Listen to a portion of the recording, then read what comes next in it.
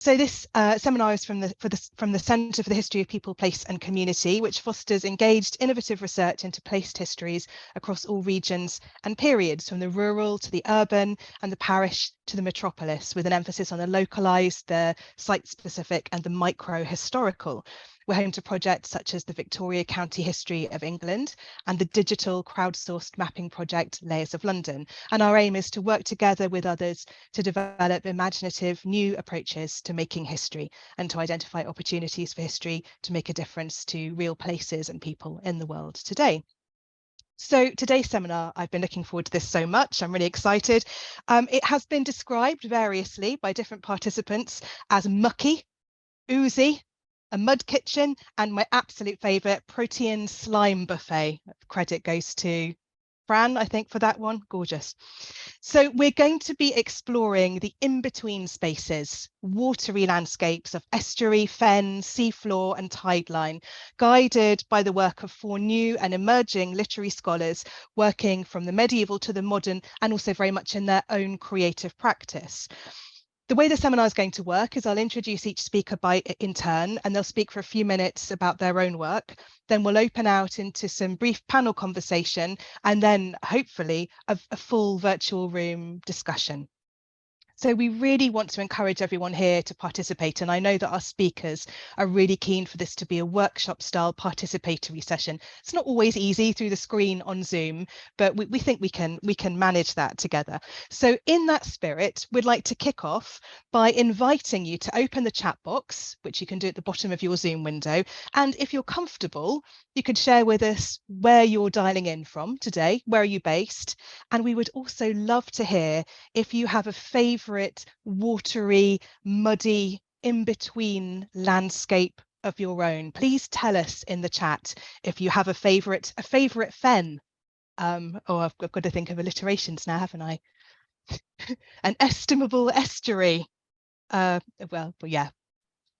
These creative people would do that much better than me. So do let us know where you are and if you have a favourite watery or muddy landscape. Perhaps my colleagues can get people warmed up in the chat with that. So when the time comes later in the seminar, you'll be able to get involved and speak and ask questions.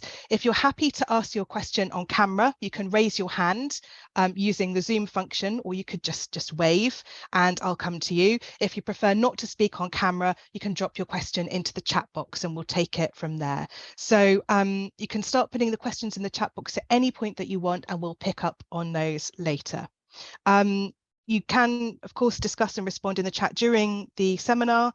And as always, we're very happy if you feel inspired to live tweet using our handle at @CHPPC_IHR, if that's your thing. So I'm going to start by introducing our first speaker, Kat Evans. Catherine Evans is a Leverhulme Fellow at the University of Manchester, working on a project on pearls and glass in early modern devotion. What a wonderful topic.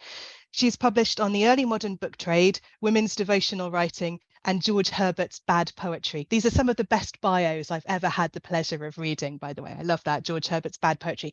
So Kat, I know that you're going to begin with some kind of provocation and prompt questions for us all to think about throughout the seminar as well, aren't you? So I will hand over to you to do that. Thank you. Yeah, great. So let me just see if I can get up my PowerPoint. Can you all see the PowerPoint? Yeah. Yes, you might want to switch it to presentation view. Yeah. Great.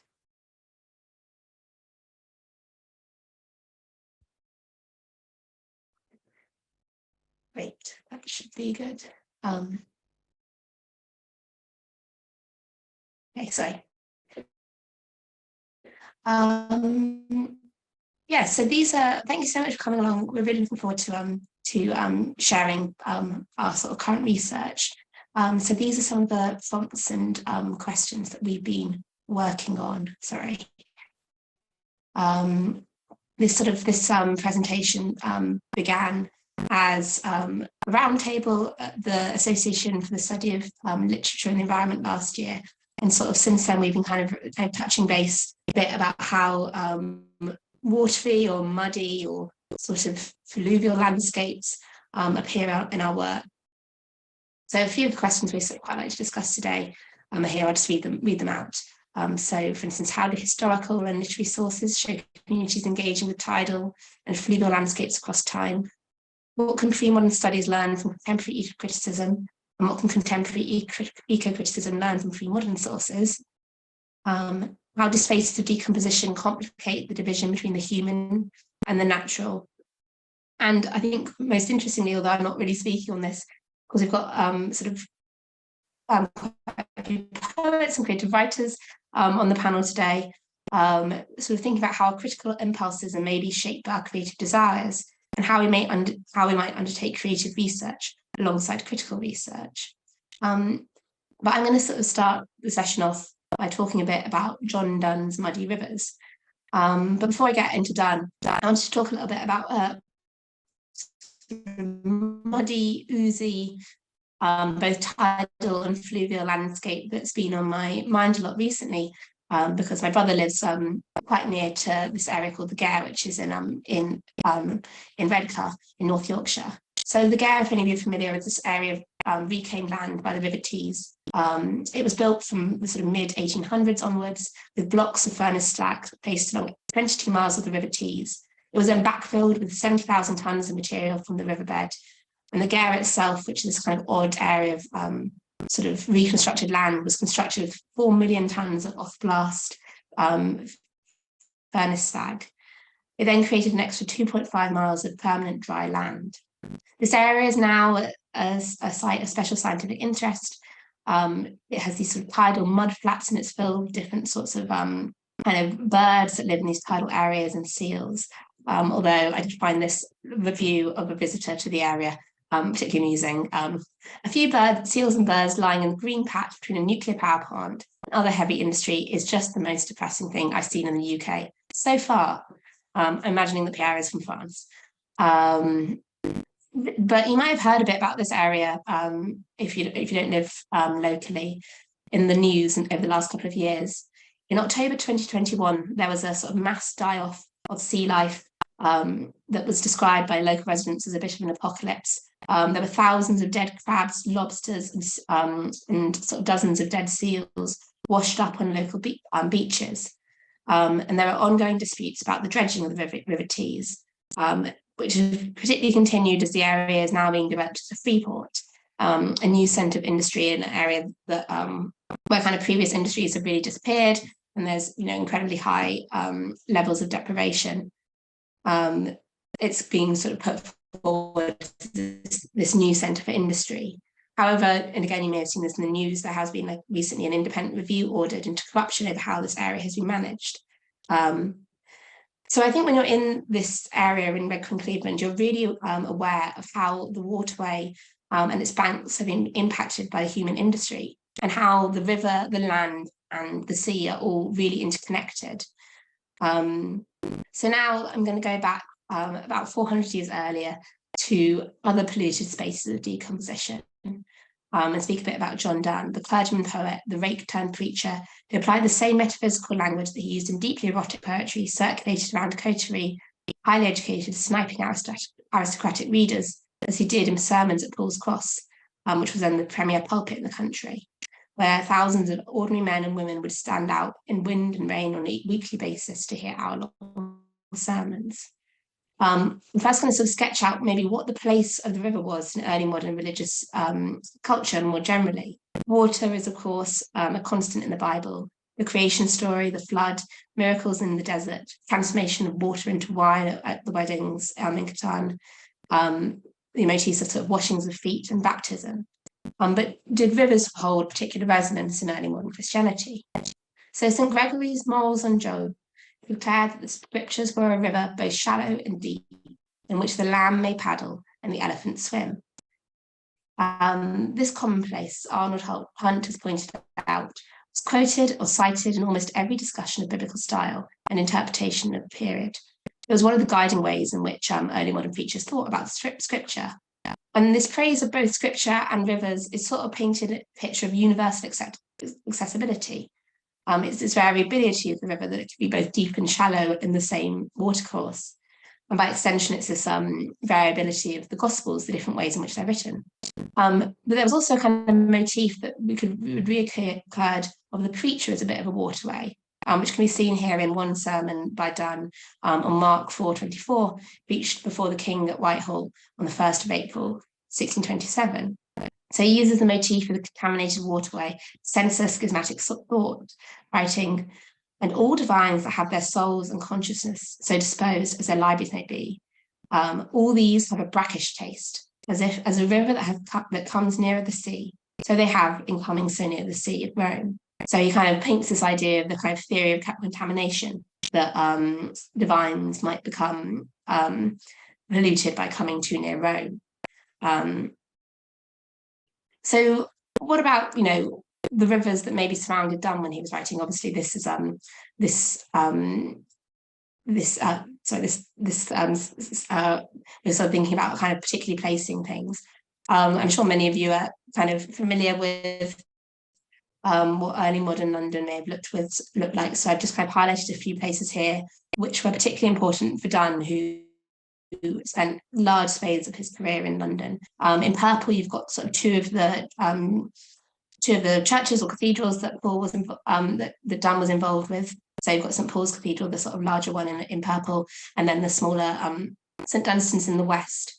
In purple, in blue, you've got the Inns of Court, which were the kind of legal institutions that still remain today. That highlighted in yellow is Lincoln's Inn, where Donne was both a student and then later the sort of preacher in residence, I suppose.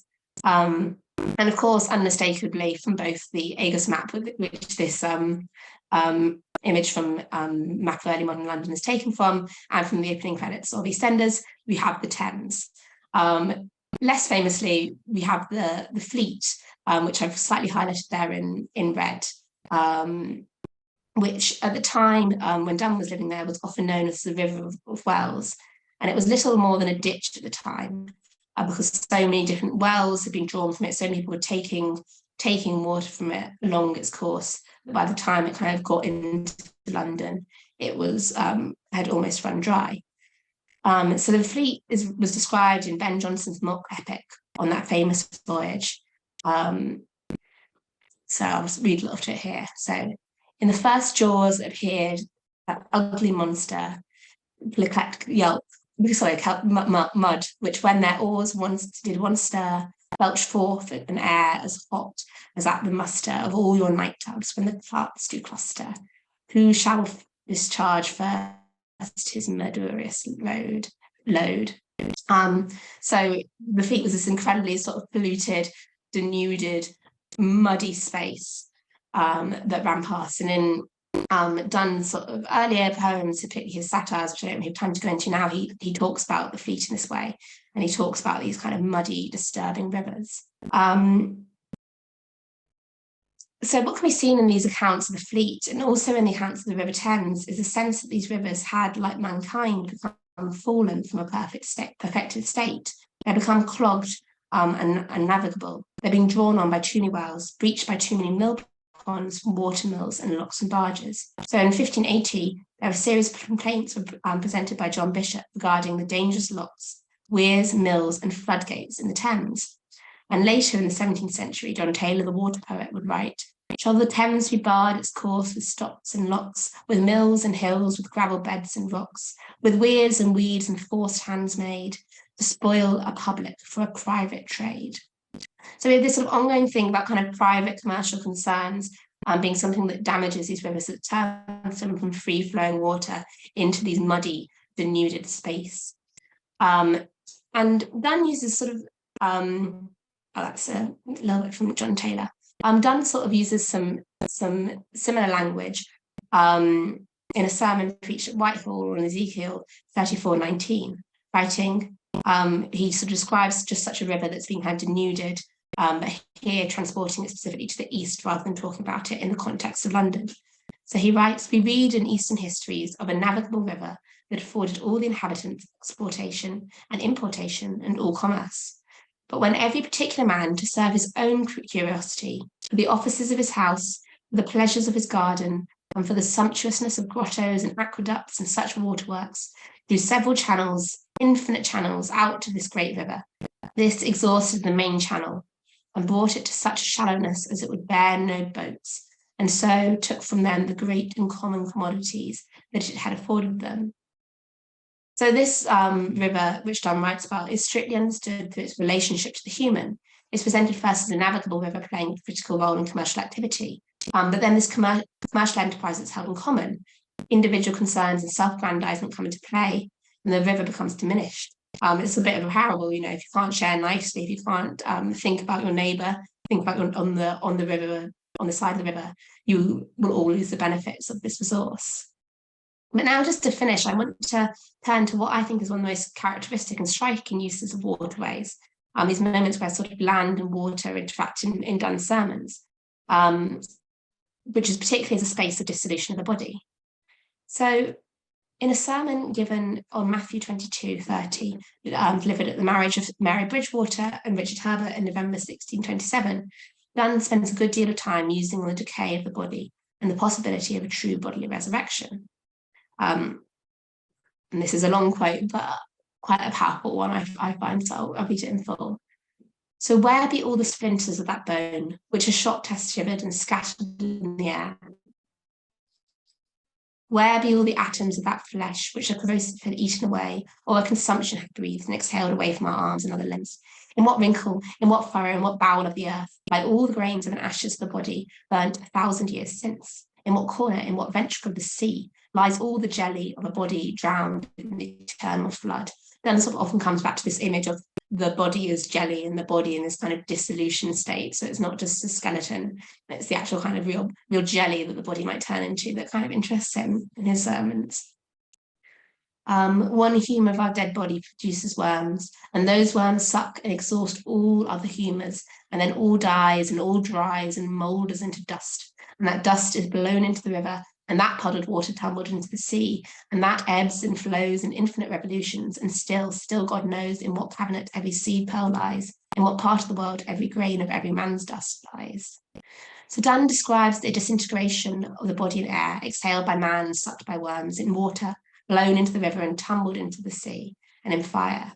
So his waters are not divided into surfaces and depths, rather it is sort of multi-roomed, made of many spaces and shapes, ventricles and puddles, wrinkles and furrows. The sea holds bodies from many times, from the time of the flood, and then from 1,000 years ago. And what Donne was particularly worried about was what this disorder meant for eventual bodily resurrections. In sermons, he repeatedly returns to concerns about what would happen at the moment of resurrection. The stuff of the human body is within other bodies, be they watery bodies, the sea, the river, or wormy ones.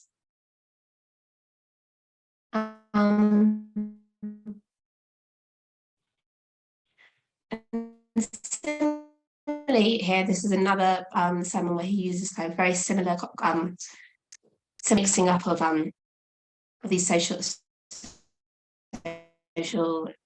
layers. So to save this body from condemnation of everlasting corruption, where the worms that we breed are our betters, because they have a life, where the dust of dead kings is blown into the street, and the dust of the street is blown into the river, and the muddy river tumbled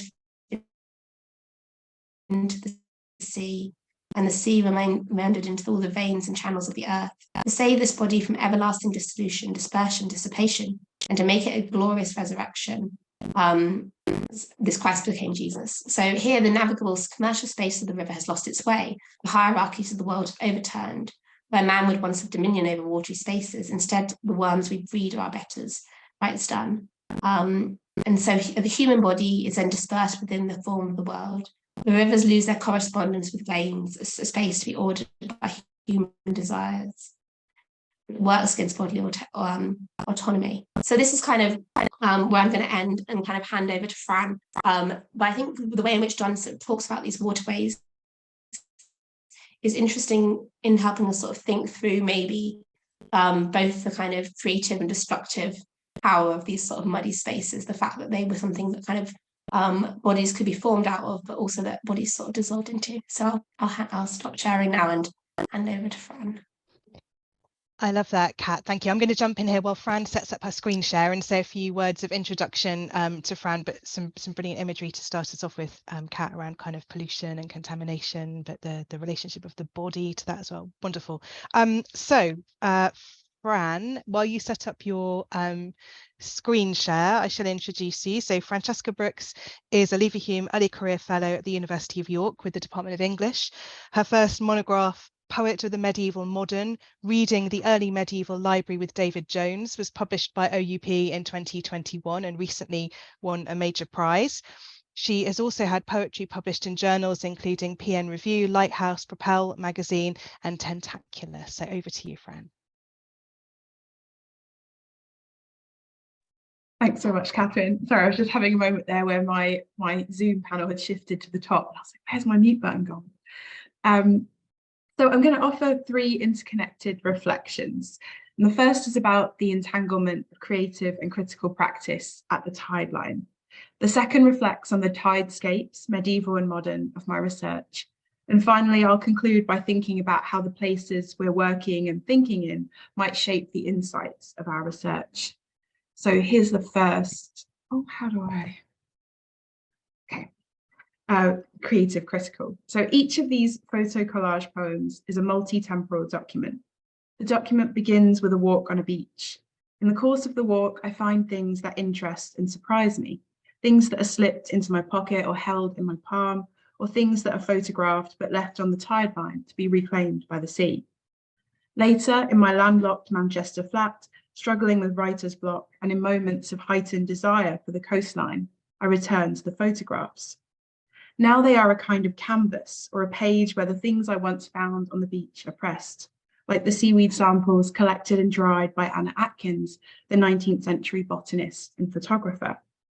I take up a collection of printed materials, magazines and National Geographics, books that are coming apart at the seams, irreparable, tattered.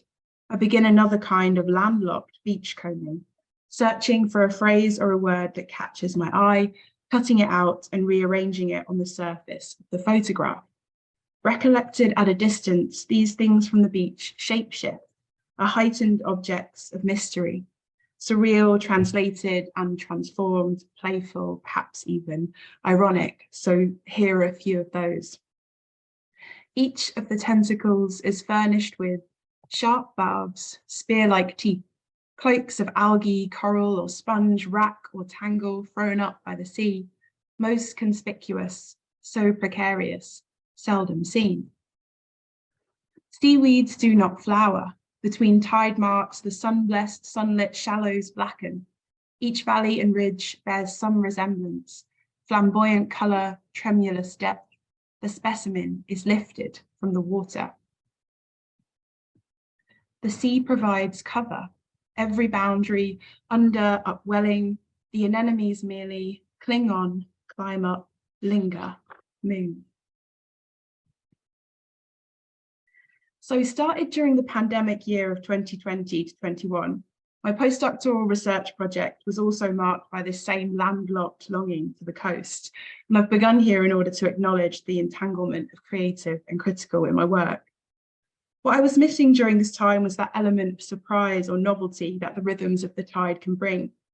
That sense of the landscape in perpetual flux, its contours changing as the broad expanse of the flat sea becomes the mountain range of ripple-carved sea frets, or as they were known in Old English, uthlaf, the waves' remains or relics.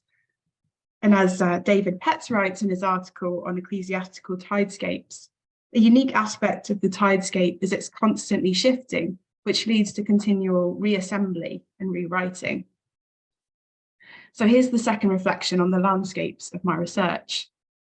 With some research avenues closed to me while libraries and archives were inaccessible, my project shapeshifted like the objects in my photo collage poems. I found myself working and thinking with 2 distinctive tidal landscapes. The first was Ynys Enlli or Bardsey Island off the coast of North Wales, and the second was the estuary of Carmarthen Bay in South Wales, which forms the mouths of 3 rivers. I was thinking about these landscapes and their medieval past through 2 20th century Welsh women writers, Brenda Chamberlain, who wrote a memoir of 15 years living on Enlli, which was published in 1962 as Tide Race, and Lynette Roberts, who wrote poetry, prose, and historical fiction about her village of Clanny-Bree in Carmarthenshire during the Second World War. Leo Mellor writes that Roberts's wartime writing is fundamentally shaped by the particularities of the estuary, a space that is both a boundary and always itself in cyclical flux. We could expand this argument to say that both Chamberlain and Roberts's mid-century writings are fundamentally shaped by the particularities of their respective tidescapes. Their engagement with medieval materials is made possible by the cyclical rhythms of these landscapes, where things are periodically exposed and submerged, washed into the present of the tideline before being swept back out into the depths of history. That continual process of reassembly and rewriting, to quote Petz again, is one that disturbs chronology, forming new and unexpected connections across medieval and modern. And some of those medieval materials in the writings of Roberts and Chamberlain include things like saints' lives, battle poetry, histories, and elegy, which were shaped in turn by the fluid ecologies of their tidescapes. So here's a question to sort of conclude this section. So how can we do eco-critical work in pre-modern studies that's genuinely bidirectional, provides insights into both the places of the past and allows us to find our way forwards to the future of those landscapes? This is my final part on landscapes or places shaping our research and thinking. Work with the archive often involves travel to a new or at least a different place. And because of this, because of the heightened experience of traveling to and working in unfamiliar places during COVID, the research I've done will always be marked by the places and landscapes I've been working and thinking in. Although Austin, Texas, couldn't be further from rural South Wales, Lynette Roberts's image of the cowherd Cadman composing verse on the shell tip in her poem Orarium will always be imprinted for me by the motherlode of fossilized devil's toenails or oyster shells and other bivalves discovered in Fossil Creek after sessions in the archive at the Harry Ransom Centre.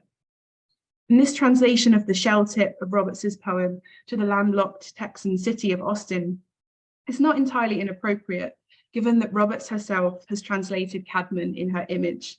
So like Seamus Heaney in his poem Whitby sur Moyola, where Cadman is transported to the yards of Ireland, Roberts's Cadman is located both on the northeast coast of England in Whitby and on the shell tips of Larne in Wales, in what represents a moment of complicated longing for this early medieval ecclesiastical community. On a smaller geographical scale, the discoveries of my first trip to see the Brenda Chamberlain papers at the National Library of Wales came to be articulated through the coastal landscapes of Ceredigion. Because of COVID restrictions, I couldn't spend very much time in the archive at all, had 2.5-hour slots that could be booked no more than twice in 1 week. So my bookings straddled the weekend, 4 slots over 2 weeks, with a lot of time in between to walk the Ceredigion coast path. In perfect, clear conditions, you can see Innis Enley from the cliffs and the beaches of Ceredigion Bay, the last of the floating silhouettes that break the boundary between sea and sky. Beyond this sightline, what connects Ceredigion and this island are the vast stretches of the sunken kingdom, Cantref Gwaelod, or the Lower Hundredth, whose drowned fate was recorded in the Black Book of Carmarthen in the 13th century. And traces of this lost drowned kingdom are visible on Wallog Beach, where a seam of disturbed water caused by a pebble groin, known as Patrick's Causeway, extends out into the sea towards the kingdom. But no trace could be quite as evocative, however, as the ancient preserved forest on the beach at Borth, a little further north along the coast, which becomes visible and accessible again at low tide. The stumps of the ancient trees preserved in beds of peat mark the low horizon like a tally of ecosystems past. And seen from above, the preserved stumps look like mysterious marine creatures pulling themselves up from the shallows by their tentacle roots. So I returned from my walks to work in the archive on a hill overlooking the sea in Aberystwyth. Between the 2 drafts of Brenda Chamberlain's Tide Race preserved in this archive, I could see that one major change had taken place.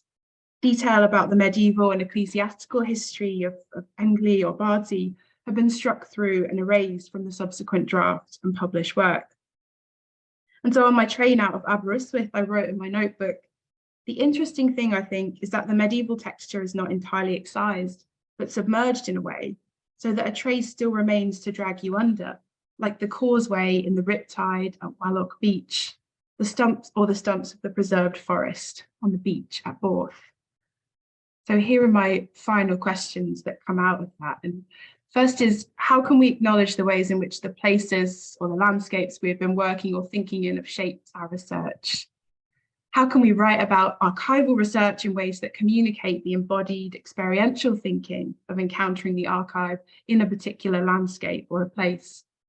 And then here I've spoken towards the end about the archive and place, but I'm also looking ahead to a few field trips. So in a few weeks, I'm going to spend a couple of days in Carmarthenshire around the sites of Roberts's writing. And then next year I'll be staying on this Enley for half a week. So I kind of have this question, how do we make a field trip work for our research? And perhaps there'll be more expertise in the room about this. And what does a literary studies field trip look like? What does it mean to be a literary studies researcher on a field trip? So that's where I'll end.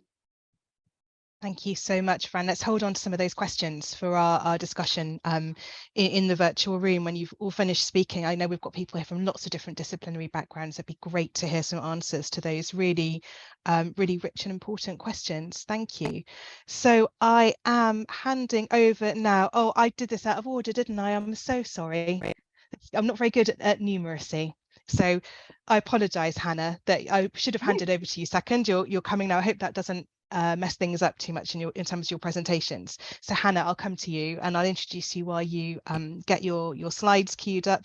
Fran, you were far too generous to mention that I'd made an error there. Thank you. So Hannah is currently a PhD researcher at the University of York, where she's working on a thesis that examines the reception of Old Norse literature and its intersections with place writing. Previously, she studied at the universities of East Anglia and Oxford, and her first published chapter recently came out in International Medievalism, edited by Mary Boyle. Looking forward to this. Hannah, over to you. Thanks. Well, thank you so much, Catherine, for that introduction and for inviting us. I hope that you can see my slides okay. If there's any problems, someone please just shout at me. So my starting point for today's roundtable is a writer who I spent much of the first year of my PhD thinking about, and that is the gentleman in the middle of the slide here, the Reverend Sabine Baring-Gould. He's rather little known today, and despite having penned over 1,200 works in his lifetime and having corresponded with and inspired sort of more canonical writers such as Bram Stoker, the memory of him and his works has almost entirely slipped beneath the surface of literary consciousness. And the only thing that he's sort of likely to be known for today is for writing the lyrics to the hymn Onward, Christian Soldiers. However, recent archival work by the Old Norse and Reception Studies scholar Andrew Warne has also revealed that Baring-Gould was one of, if not the most prolific translators of medieval Icelandic sagas in the 19th century, and yet he never published any of them. We can't be entirely certain why he chose not to publish, and it's something I'm still thinking a lot about. But a clue can potentially be found in a letter he wrote to his mother shortly before his one and only visit to Iceland in 1862, in which Baring-Gould wrote that he planned to pen a series of retellings of the sagas rather than, in his words, sort of servile translations. The text which emerged from Baring-Gould's Icelandic tour was titled Iceland, Its Scenes and Sagas. Part travel memoir, part saga retelling. As its name suggests, it is a meditation on both the island's landscapes, but also its literary heritage, and asks how the two might be enmeshed. And I should sort of add that he comes ahead of people like William Morris, who perhaps we are sort of more familiar with as being one of these sort of saga men who goes on pilgrimage to Iceland. For us as readers, it also prompts questions as to the kind of encounters with the medieval, which might be possible in landscapes which are without the kinds of architectural signifiers, such as castles and ruins and city walls, if I'm sort of thinking of York, which we've often come to associate with medieval heritage with a capital H. Baring-Gould's Iceland is a highly protean environment where neither the earth beneath your feet nor time itself feels wholly stable. New volcanic islands can suddenly appear within sight of its black sand coasts. Cold lava fields may give way beneath your feet to deep air pockets, and treacherous marshes threaten to swallow up those who aren't familiar with the causeways. Indeed, whole landscapes can be upended and resculpted by volcanic eruptions and the flash floods which can follow them. From this geologically turbulent island, whose coast is never quite set or certain, Baring Gould attempts to wrest remnants of the Norse medieval past, collecting manuscripts, visiting the sites of sagas, and attempting to view them through the eyes of the saga heroes. So in this short quote here, we can see him saying, "I stood on the rocky platform in front of the house to survey the landscape over which Grettir's eyes must have roamed so often." So in his sort of travel memoir, he is retelling parts or even whole sagas, and the one he returns to most often is Grettir's saga, which he's referencing here. And it was a saga which he returned to throughout his career. The ooze I have touched upon so far is of a more sort of volcanic nature, and in its dried forms, Baring Gould glimpsed the landscape, which was both agentic and threatening. So when describing these blocks of lava, he says that they have canted with their teeth ready to rend you as you scramble past. Caverns gape amongst the ruins, blisters which have burst, their cankered lips gashed, jaws which have gnashed together till they have ground their teeth to powder. Baring Gould also remarks that lava is a rock in ruin, never picturesque, always horrible. Twice then, we're seeing Baring Gould referring to these dried magma formations as being ruins. And I think such a word choice feels quite sort of significant and freighted with meaning when we know that his visit to Iceland was prompted by these sort of medieval longings. And it sort of suggests maybe even a rendering of the very island as being medieval. Such a description of Iceland also struck me as being highly Gothic in its overtones. Indeed, the Gothicist Joan Passy has previously observed of Baring Gould's later novels that he's a writer who is preoccupied with fragmentation and, quote, those gloomy, sparse landscapes that consistently promise the resurgence of the repressed, end quote. How we should describe the Gothic and whether we call it a genre, an aesthetic, a mode, how we define its boundaries and reach is much debated. But what I think can be agreed is that the literary Gothic is concerned with, to paraphrase Robert Miggle, quote, the past and its often unwelcome legacies. Jarlath Killeen has characterised the Gothic as being in a constant and unstable tension between past and present. As he puts it, the Gothic, quote, walks a tightrope between being a force for modernisation as it expresses antagonism towards pre-modern forms of living, yet also, quote, performing a bitter critique of such social transformations.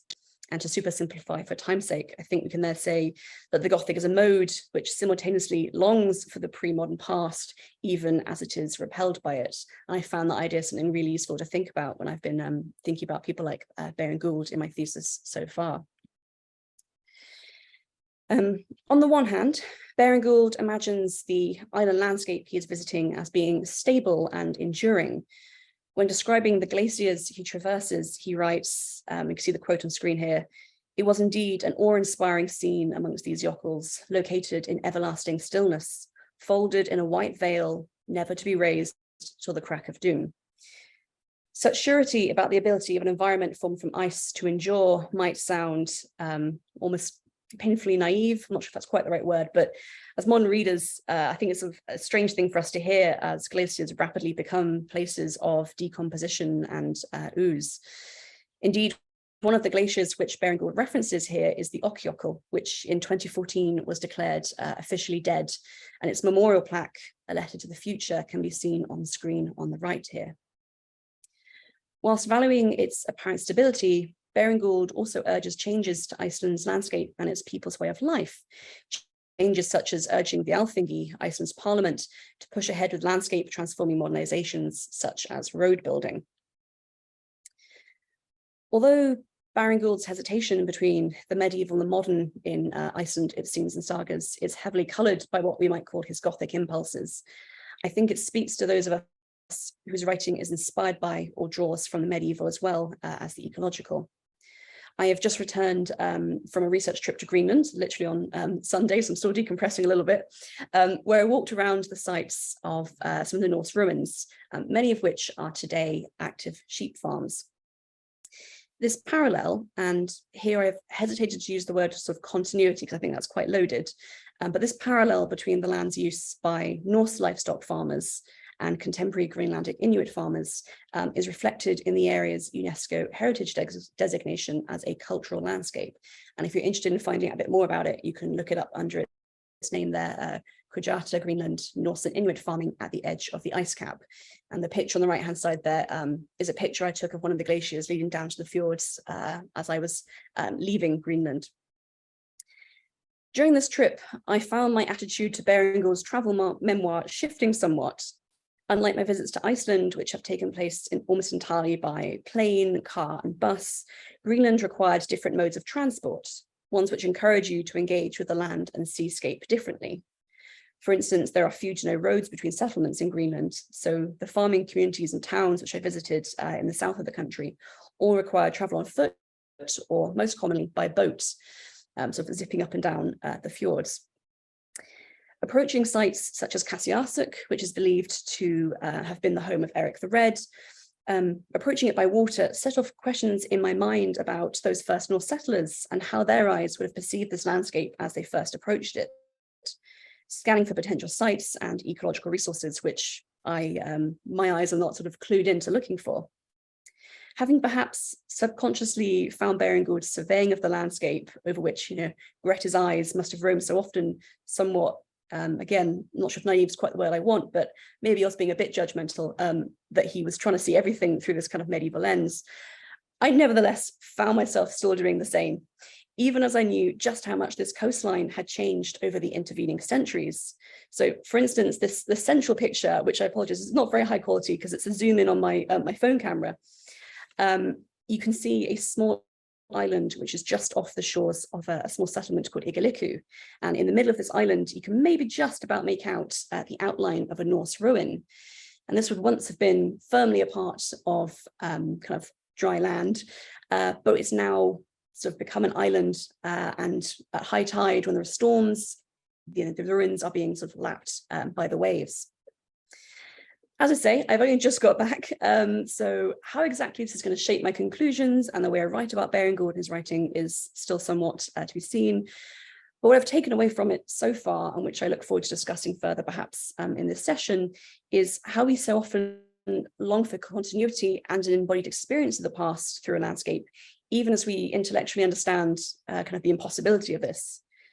The betweenness of the medieval and the modern is encapsulated both metaphorically by the both and neitherness of the land and the sea at tideline, but it is also the space in which we might, on the one hand, experience a temporality more akin to the experience of the medieval past as we travel by boat and are subject to laws of time and tide, which in urban life we can so often ignore. Yet it is also the place in which we can maybe most see the differences between medieval seascapes and landscapes and our own, whether this is in the retreating of glaciers or the rising of sea levels. So to sort of quickly wrap up, I will sort of end by quickly returning to thinking about Beringald and his retellings and his aversion to sort of quote unquote servile translations. As I say, I'm still mulling over why he chose not to publish his translations, because many of which wouldn't then be published in English and made available for quite a long time. But I think this quote on screen nicely encapsulates the potential Beringald saw for recomposition and rewriting out of the materials of the past and what might be lost if we ignore it. So bear in mind that he's born in sort of the early third of the 19th century and he dies, I believe it's in 1921. So he sees an awful lot of change throughout his lifetime. So in his kind of memoir he writes towards the end of his life, he says, "Now all the spiritual world has vanished out of sight and is lost to the mind. Not a child knows aught now of its occupants. We have cast aside Oberon, Titania, Robin Goodfellow, the Brownie, Wag at the War, and the Wild Huntsman with the Gabble Rachet or the Gabble Racket. I'm still taking suggested pronunciations for that. Their place has been usurped by the bacilli, by the schizophyta, by spirobacteria, microbacteria, desmobacteria, and spirobacteria. What Shakespeare of the future will think of giving us a bacteriological Midsummer Night's Dream?" So on that note, I'm going to hand back. Thank you.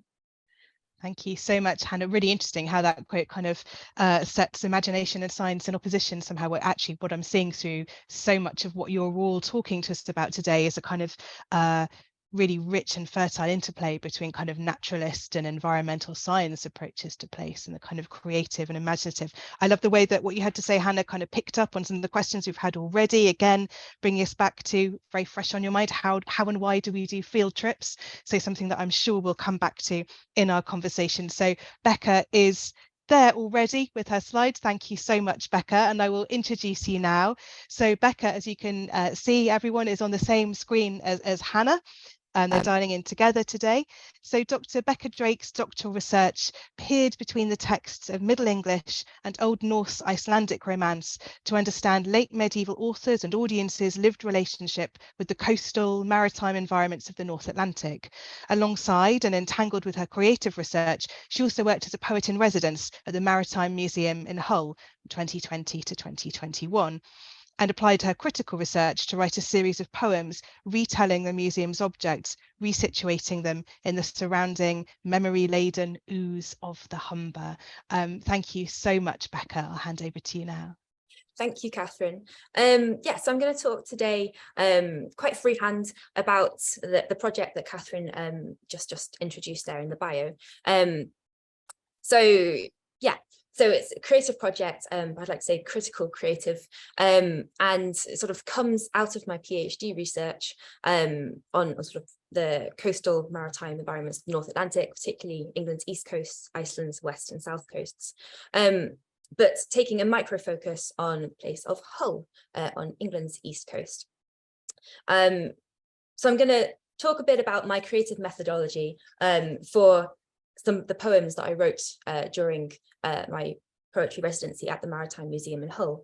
So I like to think about it as having decomposed the museum's collections and its surrounding natural environments and sort of pulling out found text, ekphrasis, and also personal experience to form a kind of mud or clay, so this protean slime, that can then be recomposed and kind of worked back into to create a retelling of the museum of the maritime city of Hull and its hinterlands, both past and present, and using this to interweave the city's maritime pasts and presents and present. So I'll start by showing the product of this work. Just the van going past. There's very recently finally been printed by Thin Ice Press in York, and that's a historic letterpress. And yeah, and so this is a pamphlet with some of the poems that I wrote during the residency. It's made to resemble the 1956 catalogue for the museum, which was a resource that I used, or materials that I used when writing, because I was researching the museum during 2020 and the first half of 2021. So access to the museum was very restricted. I managed to go there sometimes when it was safe, but other times I used this older museum catalogue and kind of used some of the text from that, found text from that catalogue to think about the objects as if I was there. So here is the pamphlet. It's very beautiful. I'm going to read some of the poems from it today.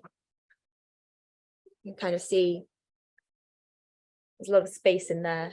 So thinking about kind of text as particles. So I'll start by reading this poem, Eelgrass. Waving tower blocks, sub-aquarium bottle green, gelatinous fingers, buried hands, among skim silver fish in skeins, Humber's shadow, fleeing sands, wind dragged, scattering, a littoral littering, pole snagged plastic fluttering, taking flight, the city in a box. So this is, I suppose, an observation of the natural landscape out at Spurn Point, so in the Humber estuary, so kind of the hinterlands of the city itself. And you can see here on this slide a picture of some eelgrass at Spurn Point. So this image is courtesy of the Lincolnshire Wildlife Trust, and sort of it's on the website for project called Wilder Humber Project, which is about resituating or sort of rediversifying the biology of that environment. So things like planting more eelgrass. And so this is a poem describing that environment, but also trying to get into the micro environment. So it's about imagining yourself in the eelgrass as if the eelgrass itself was a city, and thinking about kind of the biocultures there, as if, you know, the only city is not just the human city, but also kind of what happens beyond the human city, and using these images as found text.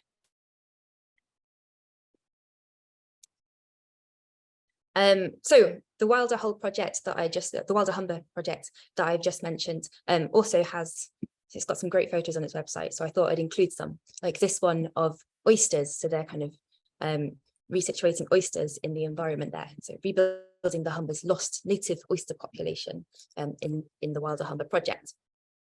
And I was thinking about, so I've been thinking a lot about in my work about how we think about text as composite of particles. So found poetry and experimental poetry is a big thing there. So sort of, as Fran was talking about earlier, cutting up text to recompose new text, but also thinking about the images, sort of a human eye view as you go around landscape, thinking about these separate images as particles as well. And so I thought the oyster was quite a nice metaphor for this. So oysters feed by extracting algae and other food particles from the water. These particles of mud, silt, coalesce to become solid, and they reform the biodiversity of the mudflat environment. So this is about using the Humber tidal mudflats landscape as kind of an epistemology for writing poetry, reflecting on that landscape. So here are some particles from the Maritime Museum collections that I used to compose some of the poems in the pamphlet.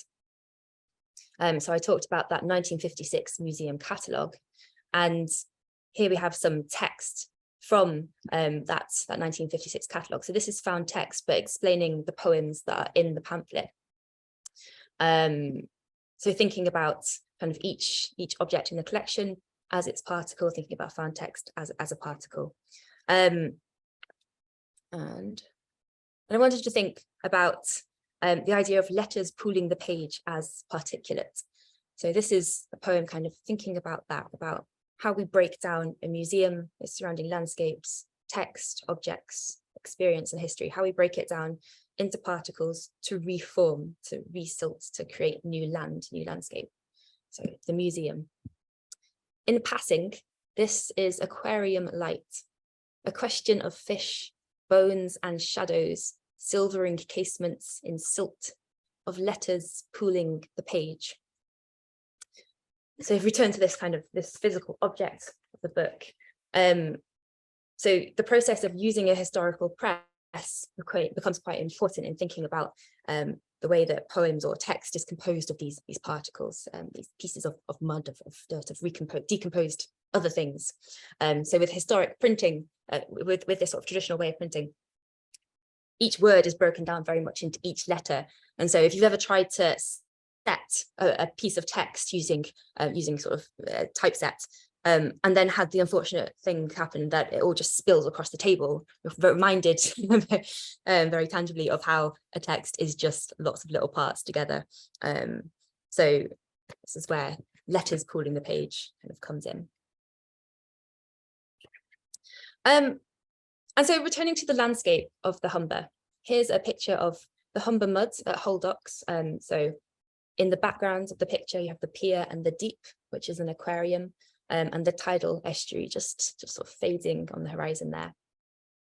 And so I was writing about this landscape and trying to do it in a way that was composite. So as I said, sort of looking for these images as sort of snapshots and ways of stringing them together. And so this poem, The City, is about that. And yeah, here we go. It's about that mud, kind of trying to understand that mud and get into it by taking a micro focus. So this is a poem about found objects in the lock at Wellington Street Swing Bridge in Hull, which is this bridge here. And I was sort of scanning my personal archive for pictures of this loch at low tide, so with the water down, with the mud there, as it was when I saw it. And of course, rather than taking a photo of it, I think I just wrote this poem about it, as part of a larger observation. But there were these objects stuck in the mud. So I was thinking about this as a kind of archive of how there was a history. It was not just me viewing the loch, the mud on that day, but thinking about, what history, who had trodden there before, kind of who passes through the city and what are the layers of their experience in the landscape. So the city, where octopus limbs undulating grow up from mud, where salt-gnawed branches claw at the loch, where Zimmer frame and breathless plastic lung form imprints swept away. So we have some images like octopus limbs, which I imagine was probably a tree branch, and I was trying to make it sound a bit more sexy. And then a Zimmer frame, which I remember very distinctly was stuck in there. Plastic bags, imprints, so there were the footsteps of birds. I don't think there were footsteps of humans. I do remember sitting one day and watching some teenagers kind of dare each other to jump into the mud. And finally, I hope that's kind of been a nice introduction to some of the sort of floating ideas in the pamphlet.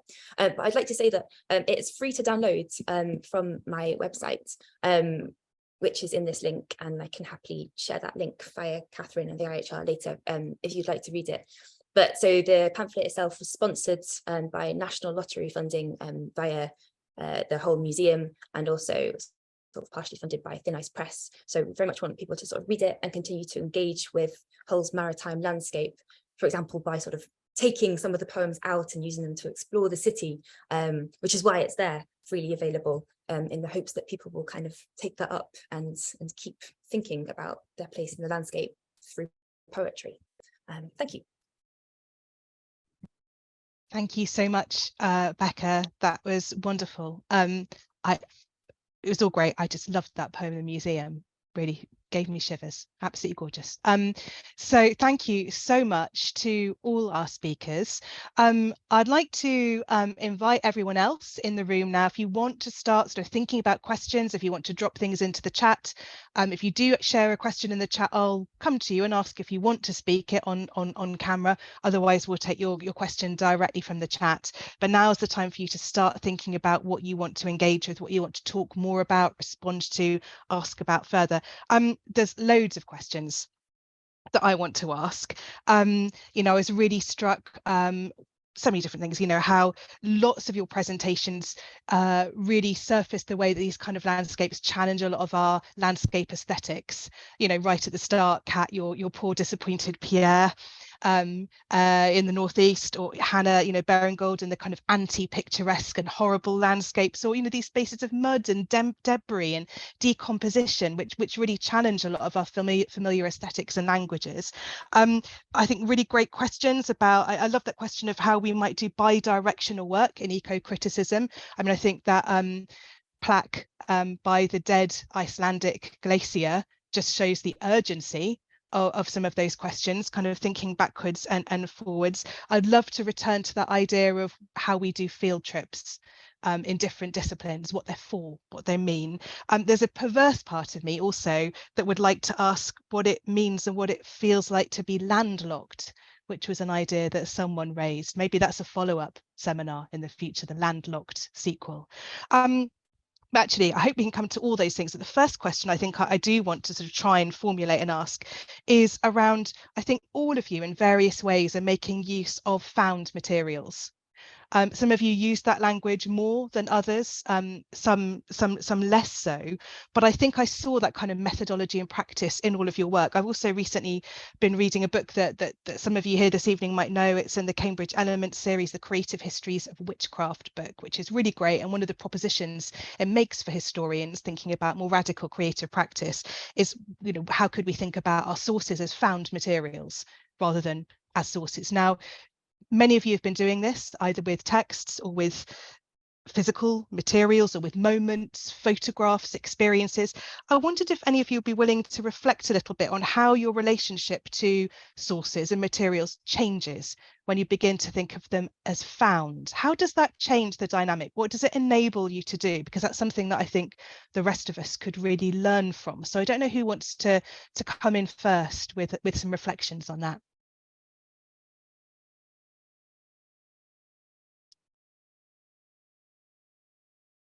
How does it change things if we call them found materials rather than a source? Does it give you a different kind of license? Does it change your relationship?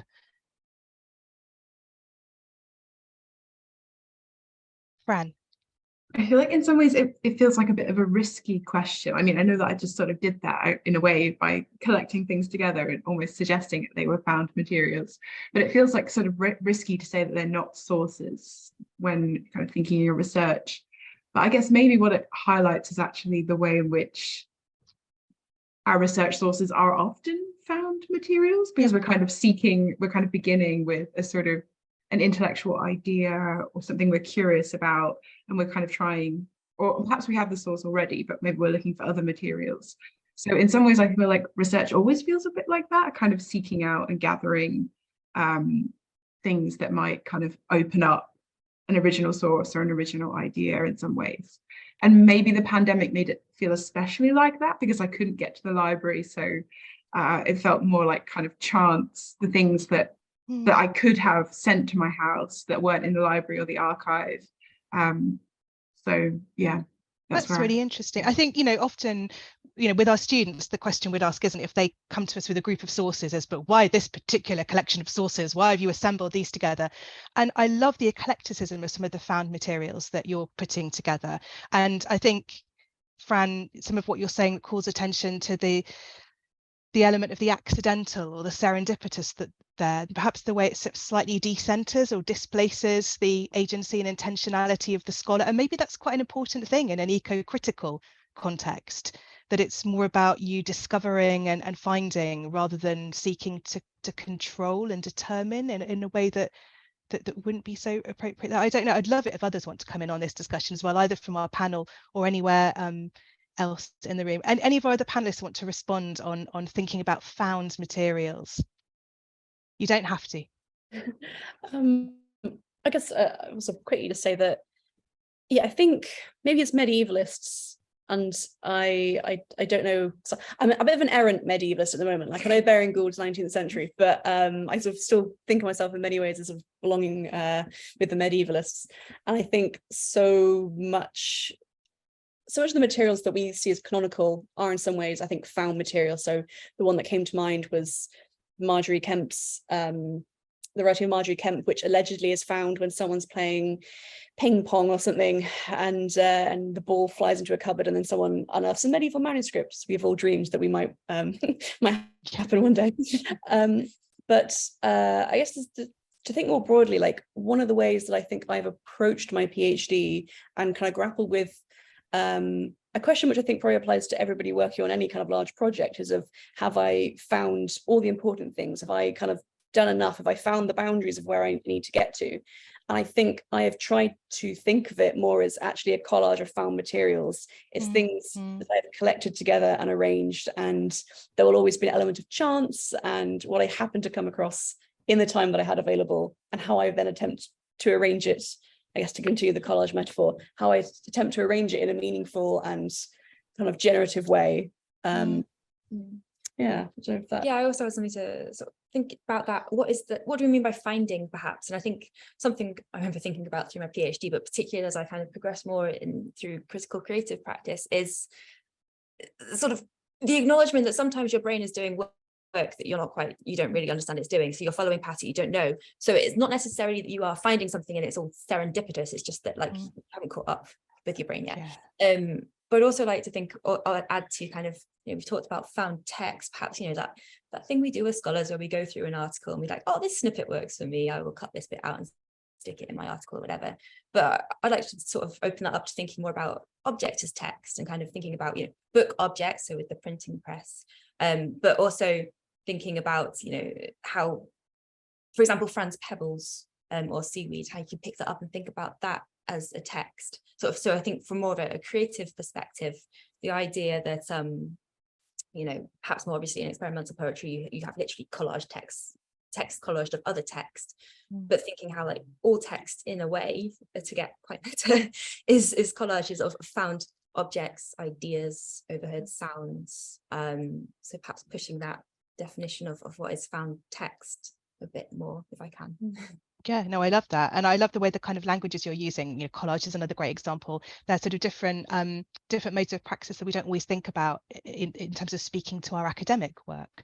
But these are really good ways of opening up by thinking about what we do. There's some lovely stuff in the chat. We've got Rebecca and Abby, two archaeologists, calling attention to the fact that as we're talking about what we do with found materials, that demonstrates, you know, the really fruitful potential there for collaboration between historians, literary scholars and archaeologists thinking about some of these questions. I'm going to come to there's some really great reading suggestions as well. I want to come to a particular question in the chat, which is from Cliff. Cliff, would you like to ask this question yourself? If so, please switch on your microphone, otherwise I'll pull it out of the chat for us. I can ask the question myself. Thanks, Cliff. If I can remember what it was. What was the question? Can you see the chat? Yeah, I can see. Scroll back up and give yourself a little reminder. Right, yeah. To what extent do the speakers think that the landscapes actually become metaphors or models which you then use to think about your relationship with it? So, I mean, you were talking about, if I can try and explain that a little more, you were talking about found objects. I find that as I collect found objects, they become part of a vocabulary that I use to think about the spaces. Does that make sense? That's a lovely question, Cliff. Can I ask, when you collect found objects, what particular practice is that through? Are you an architect? Are you a mudlark? I'm an artist.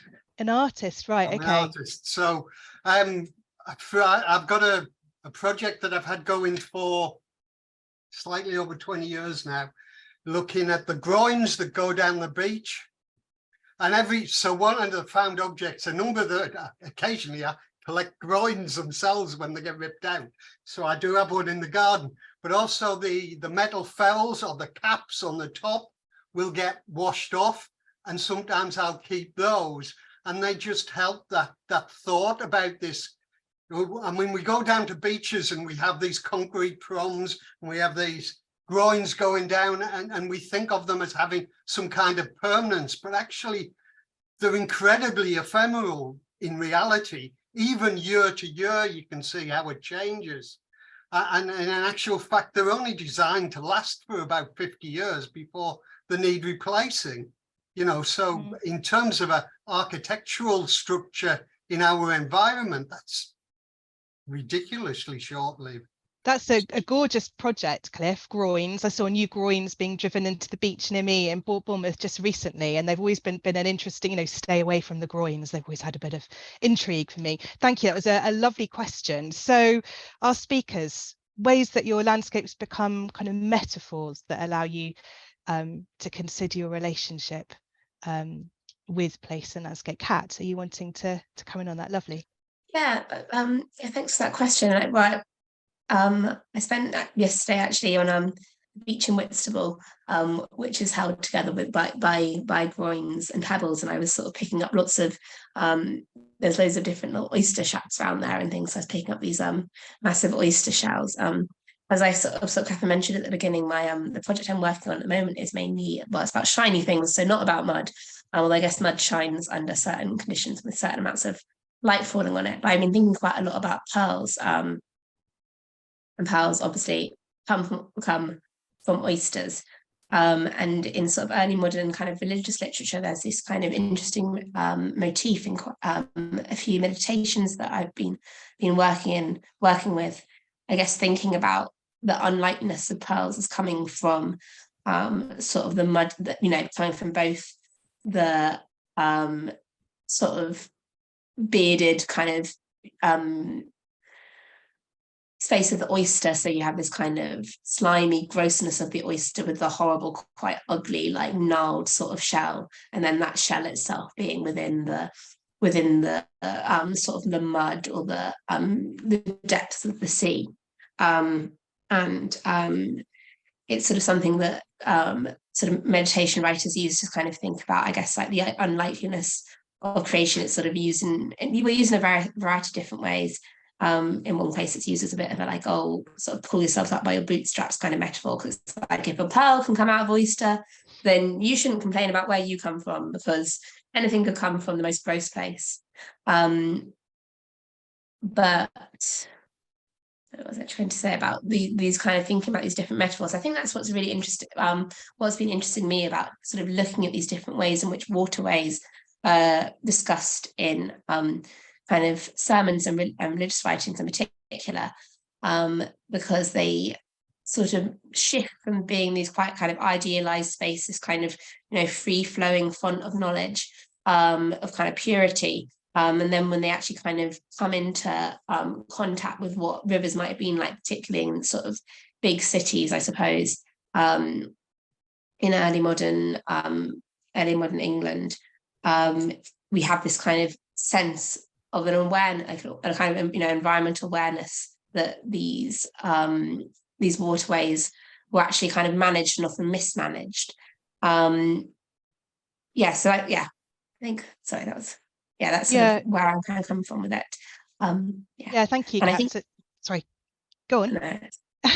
I think we might come back to some of what you're saying. I can see David Petz has put some comments in the chat about that kind of relationship between kind of human management and impact on environments and the natural. So, well, let's pick up on some of that again in a moment, I think. Hannah, Becca, Fran, anything to say about how, you know, landscapes can become metaphors? Have you had a sense of that in your own work? You know, kind of the way they've become kind of, they've sort of nurtured metaphors for your engagement with these places. Becca. Sorry, thank you. Yeah, so I think kind of so working on the poetry that I was telling you about obviously involved a lot of getting out into the landscape, and Cliff, I went out and was sort of studying the groins or pier struts, I couldn't quite figure out which, at Sperm Point, and was thinking a lot about how, yes, they're made of wood, so kind of seem solid, but if you go up very close, they're very, you know, particulate, you know, pieces of wood, pieces of sand, and sort of thinking about the coastal erosion, particularly at Sperm Point. It's sort of all eroded away, and I might have to sort of get in touch with you afterwards, Cliff, to chat about these things. But yeah, I think being out in that landscape and kind of essentially, I think some sort of my relationship to that landscape there was to try and preserve it in text in some way. So thinking about how landscape becomes objects by making it a textual object.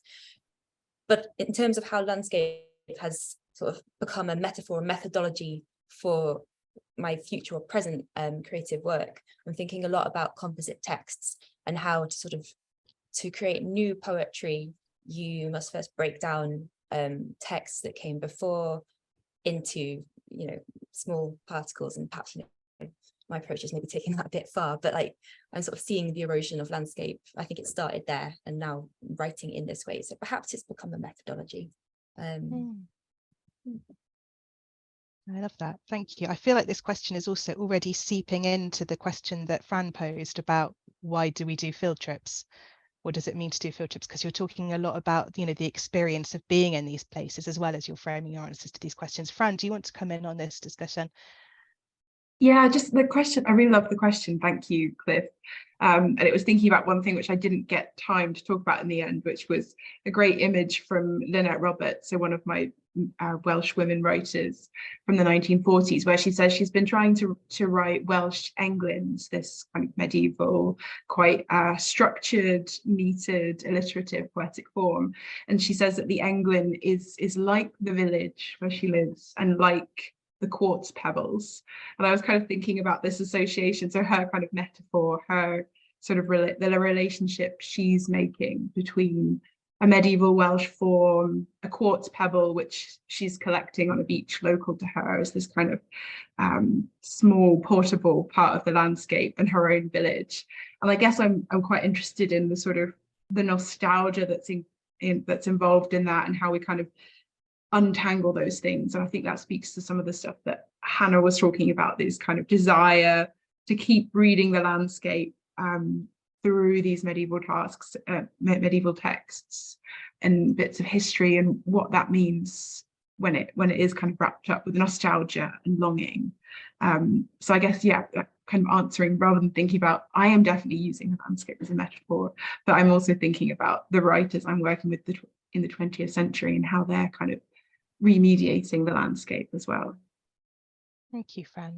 That's great. There's loads of really wonderful comments on the chat, and I want to come to some of these. And we've got some, particularly what's lovely is we've got some really nice different disciplinary perspectives. I wondered, David Petts, if we come to you. You have your camera on, so I'm guessing you're okay with speaking on camera. Hi, David. Yeah. So I love your question about binaries. I wonder if you could reflect a bit more on that and pose a question to the panel around that, perhaps. Yeah, I think for me, one of the things I find very kind of frustrating about the way that marsh and fen is often talked about is it's very easy to kind of lapse into the idea that we're talking about liminal spaces. And of course, yes, they are spaces that are on the edge and they are neither wet nor dry. But I think when we do that, we actually miss emphasizing that these are places in their own right. They're not just neither one thing or the other. They are somethings. They're not nothings. And I think part of that's because certainly in Britain, so many of our kind of marshes and swamps and fens have gone. They've been drained. They've been reduced to this tiny line around the coast.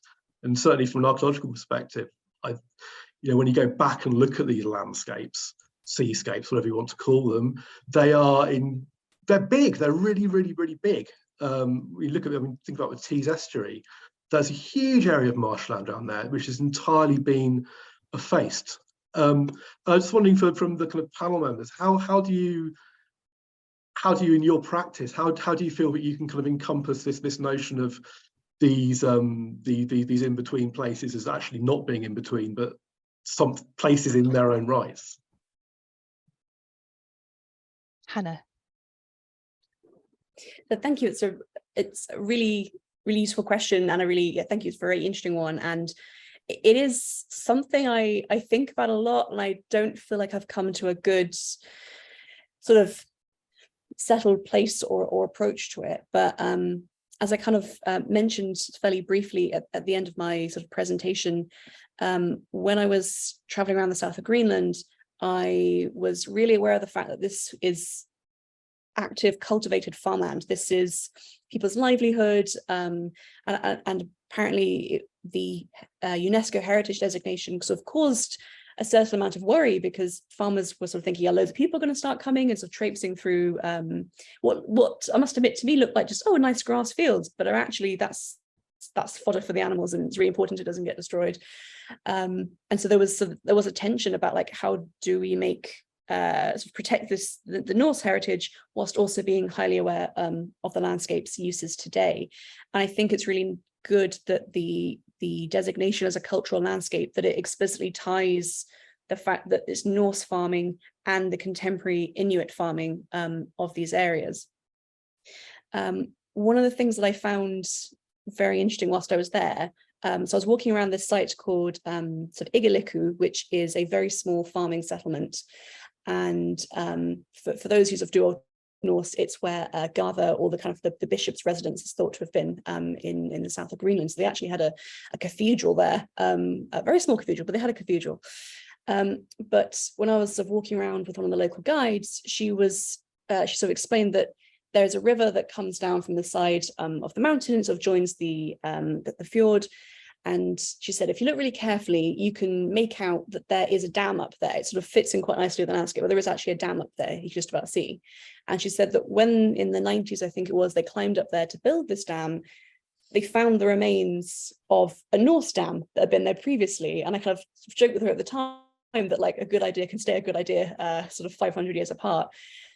But it's something that I'm thinking a lot about when it comes to writing about the Norse in Greenland, is how do we balance the past whilst not letting it outweigh the contemporary concerns and the lived experience and uses of that land at the moment. So I'll stop with the, the sirens going off. No, we can't hear them, Hannah, don't worry. Oh, No, that's great. Thank you. Any other responses from the panel to David's questions about thinking about these not as in between or liminal sites, but kind of places in their own right? Any other reflections? Becca.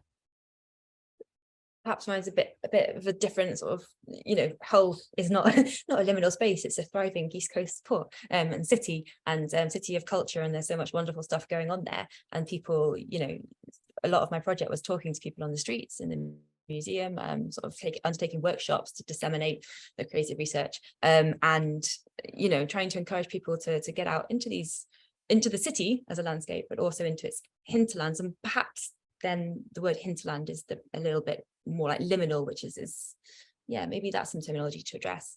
But it's a process of it's a thing of trying to get people to engage with these landscapes, to sort of increase people's, to try and get people to understand what is their relationship to these landscapes, to get them to engage with them, to, in a sense, to preserve them. Although I kind of will acknowledge there's that kind of tightrope act of getting people to engage with particularly landscapes that are heavily eroded. Then are you encouraging them to go out to those landscapes and accelerating that erosion? What do you do with that? But then if you don't get them to care about those places, like at Spurn Point, by kind of raising cultural awareness, it's sort of giving that backing to get these large grants to repopulate the biodiversity. So it's a kind of a balancing act. But yeah, perhaps my space is less liminal. So maybe someone else has something else to say. That's great, Becca. Thanks. Fran, Kat, anything you want to come in on here? Yeah, I guess I'll just briefly say, yeah, I think that's a really good point as well. And I think, so I kind of briefly mentioned community in thinking about Lynette Roberts and her kind of thought about the shell middens or the shell tips in Larne and Whitby, and that I didn't get to talk about that too much here, but that's specifically the way I'm thinking about Lynette Roberts and Brenda Chamberlain's engagement with these spaces in terms of both as a landscape and as a space for a particular community, and kind of imagining new forms of community through the medieval texts they're reading. So Bardsley's kind of history as this ecclesiastical island, but also as a space that Brenda Chamberlain is living and surviving on, and kind of keeping animals and participating in that kind of that life of the island. And Lynette Roberts as well became really fascinated in kind of being a campaigner in a way, and some of it I think involves a bit of the nostalgia of an outsider, but she kind of wrote pieces campaigning for the preservation of coracle making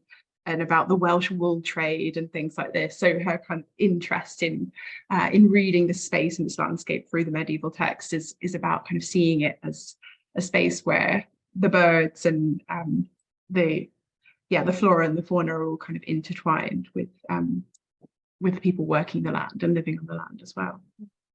When I'm hearing you speak, Fran, about the kind of shell pits and middens, and you've all spoken a lot about, you've used examples where of landscapes where debris or waste or the discarded is quite kind of central. That sort of, for me, that resonates with David's question. It's another way I think that your work is sort of challenging binaries, water and land, or the kind of, I don't know how I'd articulate that binary, but the kind of the useful and beautiful versus the waste, the debris, the discarded. I mean, so much of what you are honouring and cherishing and treasuring and paying close attention to in your work, all of you, are objects that might be considered debris, even the places. Kat, you began by speaking about the Gare, I think it was, a Redcar, which is shaped by steel furnace slag. That made me think of the Thames, how the Thames estuary and lots of these kind of newly animated wetland environments are being shaped by crossrail spoil. And so there's a beautiful kind of muddying in all of your thinking between kind of rubbish and debris and treasure, I suppose, which seems like an important binary to break down. Yeah, so I just wanted to add, so I don't really know everyone's backgrounds here. So for some people, this will be very, very basic, but sort of in the kind of early modern period, obviously you've got big sort of fen draining processes, and these are very much framed into being like, not even necessarily that the land that they wanted to drain was unproductive. It just wasn't productive in a way that was sort of because the people who lived there in the Cambridge and Lincolnshire Fens did have sort of agricultural systems, but the way in which they're written about in kind of like national ordinances and sort of national arguments, I think often coming centrally about what, why it'd be a good idea to drain the Fens is very much that their kind of productivity is not following a kind of normal system. So they kind of are letting their cattle into the fenland at certain times of year when the pasture is really good and really lush, and then they take all the cattle away again, and then it floods, and then they go and collect the rushes and make baskets. And so you have this kind of focus on the land, like the land is seen as productive, but it's maybe just not seen as productive in a way that can kind of be centrally controlled, and it sort of almost perhaps allows a bit too much self-sufficiency. And in particular, they write about the fact that the people who live in the fen area are kind of wearing, I guess, like these patterns, these clogs, what do you call them, like with tall soles, and sort of talk about them as being like these kind of wading birds. So there's this kind of concern, almost maybe in some of the writing, that there's like too much interplay between the human and the natural in this environment, that the human is having to become too sort of specialized or accustomed to a different sort of landscape in this kind of wetland environment, and that's sort of causing concern. So I wonder, if it's not just kind of beautiful versus ugly or productive versus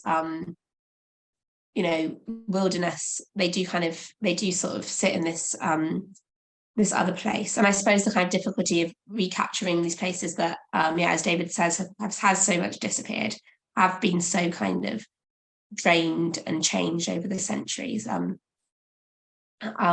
live in Manchester currently, and there sort of used to be, marshes around and upland bog areas around Manchester. There used to be these will-o'-the-wisps that aren't really seen anymore. These kind of little fires, I think, still no one really knows what they were, if they were kind of the burning off of gases that were escaping from fens, or I don't know. I think they this is like in the Victorian period that these things have kind of disappeared. These sort of different sorts of environments. I think that's kind of what has interested us all. And I suppose, sorry, to go back to the earlier question about like the metaphors of these landscapes, which perhaps links to what Hannah was just saying. I think kind of this idea of dredging, this like dredging up of history, and perhaps the kind of difficulty of like overlaying landscapes that are kind of productive and important to people now, the sort of different ways in which landscapes have been used and the kind of competing needs to them. I think that kind of metaphor is interesting, that you can have something that both is bringing things up and maybe creating new land, but in this quite like polluting way. Great, thank you, Kat. We've got loads of really rich discussion unfolding in the chat, some wonderful reading suggestions. The one in most recently from Rebecca Pinner, that is a fantastic book, the book on St. Peter on the Wall, written by one of our VCH Essex trustees, in fact, or edited by her. Actually, as we're speaking, I keep thinking I want to go back to Victoria County history, natural histories, and look at the kind of sort of the folk natural history that they're drawing on when describing some of these wet and watery landscapes and sort of names and local anecdotes and accounts. There's some lovely comment from Rebecca Tyson on thinking about found objects. I want to come into a comment by Abby Flint, who's thinking about peatlands. That sense of surfacing or gathering material is also present in peatlands, where the preservation of organic material can give a sense of collapsed time when it surfaces.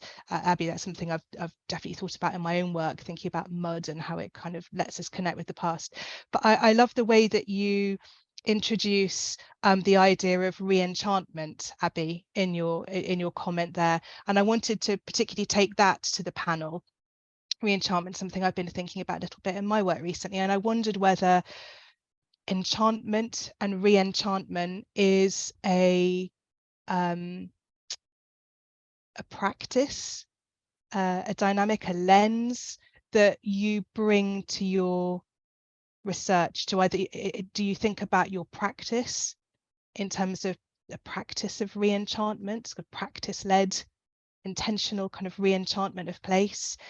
Do you have ways of articulating enchantment in these landscapes? Is this just a kind of concept, an idea that you found it useful to think with? And it's fine, of course, if the answer is no, but Abby's question made me comment made me want to pose the question to you. Any thoughts on that? Hannah? Yeah, it's a really interesting way of sort of thinking about it, and I don't think at present, although I'll sort of go away and think about this, I don't think at the moment I would think about my own work or like sort of re-enchanting things, but I guess I did spend a lot of time when I'm looking at Baring Gould thinking about his interest in re-enchantment, and I think that quote I shared at the end where he's becoming worried that that he says, you know, we've gained so much from science, but we're losing something as well. And I think sort of looking more broadly across his writings, I actually think a lot of what he's trying to do, particularly sort of towards the end of his life, is somehow capture these things which he sees as kind of slipping away.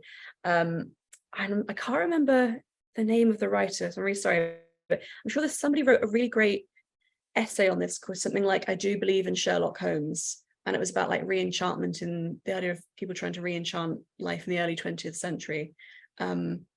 This is a very vague suggestion. I just remember finding it really useful to think about if anyone else wants to go away and think about re-enchantment as an idea.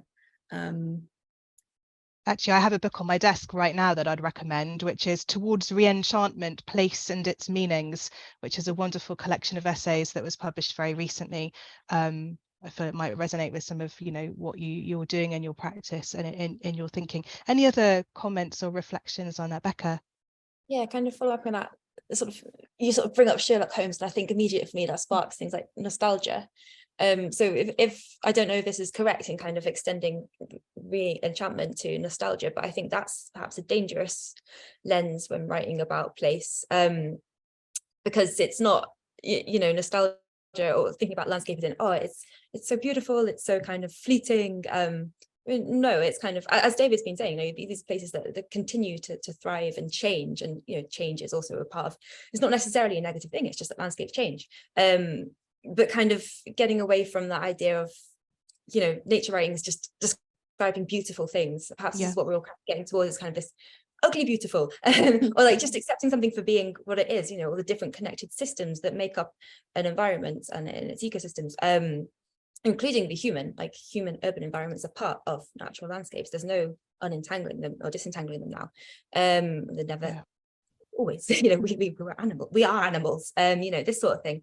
So kind of, yeah, trying to, I think, at least for me, sort of writing about landscape, it's trying to get away from that nostalgia. And, you know, you could admit it's beautiful, but I think it has to be finding that kind of acknowledgement that this is a living thing. I'm not expressing that idea very well, but yeah, getting away from not necessarily re-enchanting it, but certainly there's an idea of getting people to engage with it, but thinking about it as not as something beautiful that can be considered. You can consider how it is enchanting or beautiful and then leave it there. It's present. That's really interesting. Yeah, I think also the idea of re-enchantment is something that kind of tries to resist the thinking of landscape just in terms of productivity or kind of instrumentalizing for human use. As you say, they're always totally entangled. I was really struck at the last big Extinction Rebellion demo in London, the big one. There were quite a few banners and placards that use the idea of re-enchantment as a kind of activist position, as a way of kind of acknowledging the otherness or the agency of landscape and environment itself, which seems, you know, that seems present in all of your work, that the landscape has a kind of, is kind of animated in some way itself. Kat, you wanted to come in on that, I think. Oh, yeah, well, I just wanted to sort of add to the re-enchantment. I guess something that I sort of find, I guess, like interesting with Dunn's sermons, you know, these were texts that were trying to really hold people's attention over an hour, and as I'm sure everyone knows, to gives lectures an hour is quite a long time to speak.